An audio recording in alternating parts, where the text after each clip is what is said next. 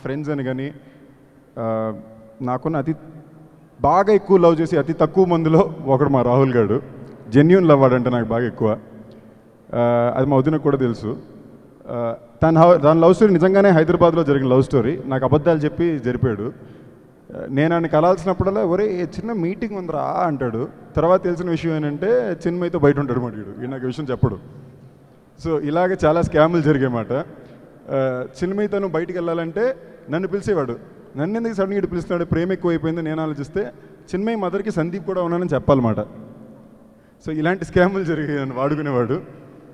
నాకు అర్థం కాని ఒక మ్యాటర్ రాహుల్, ఎందుకు నీ ప్రతి సినిమాలో 2-3 హీరోయిన్లు మినిమం ఉంటున్నారు, అలా ఇలా 2 హీరోయిన్లు.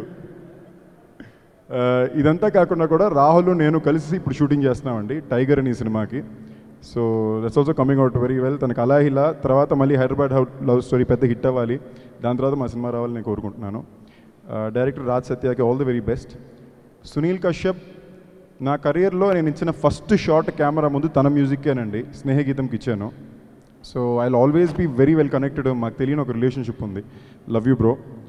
And most important producer S N Reddy గారి గురించి చెప్పాలండి. ఎందుకంటే చాలా కొద్ది మంది ప్రొడ్యూసర్స్ కథని నమ్మి దాని తర్వాత కథ కోసం ఎవరు కరెక్ట్ అని నమ్మి తీసినప్పుడే చాలామంది మాలాంటి హీరోలకు ఆపర్చునిటీస్ వస్తాయి, అక్కడి నుంచి సక్సెస్ వస్తుంది.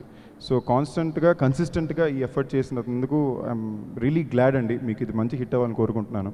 Wishing the entire team all the very best. Love you all. ఇద్దరు కొట్టుకుంటే యుద్ధం, అదే ఒక్కడు మీదడిపోతే దండయాత్ర. ఇది దయాగాడి దండయాత్ర.